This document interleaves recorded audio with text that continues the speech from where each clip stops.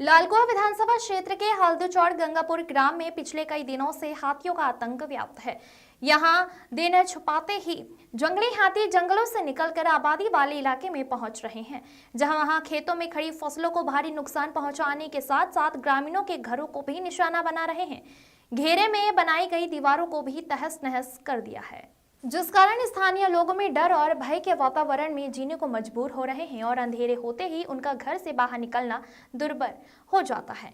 इधर ग्रामीणों ने बताया कि वन विभाग के द्वारा लगाई गई सोलर फेंसिंग भी बिल्कुल जर्जर हालत में है। वहीं पीड़ित दया किशन जोशी ने बताया कि गन्ना और धान की फसल को रौंद कर तहस नहस कर डाला, जिससे हमें भारी नुकसान सहना पड़ा है। वन विभाग के अधिकारियों को दूरभाषा के माध्यम से कई बार अवगत कराया गया, मगर आश्वासन देने के अलावा कुछ नहीं करते हैं, जिससे स्थानीय ग्रामीण खून के आंसू रो रहे हैं।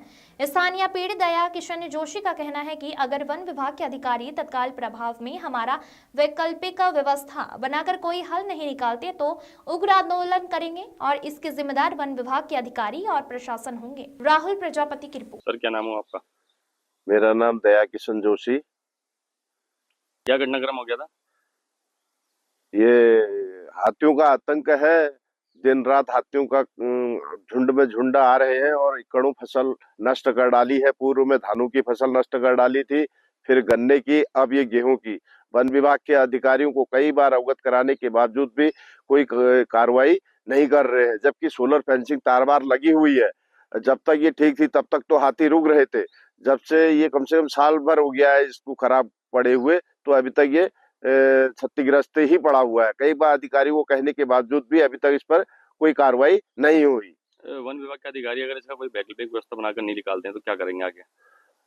यदि वैकल्पिक व्यवस्था नहीं निकालते हैं तो धरना प्रदर्शन करना पड़ेगा, उनके ऑफिसों के आगे प्रदर्शन करना पड़ेगा, क्योंकि क्या करेंगे, नहीं तो आदमी वैसे ही फसल यदि खाने को प्राप्त नहीं होगी, हमारी लागत ही 20-25-30 हजार रुपए लागत लग रही है, जिसमें हमें उसका कोई वो खाने उपलब्ध को फसल पूर्ण नहीं हो पा रही है। लगभग कितने की धनराशि के हिसाब से फसल खराब हो गया हुआ?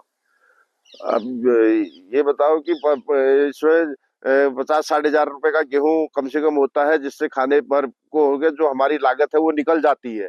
तो आप इस बार तो इन्हें रखा ही नहीं कि 15 दिन से लगातार हाथी आए जा रहे हैं और न वन विभाग के कोई चौकीदार, न कोई गश्त। यदि गश्त आ रही है तो दिन छुपते समय आ जा रही है, उसके बाद रात भर कोई देखने को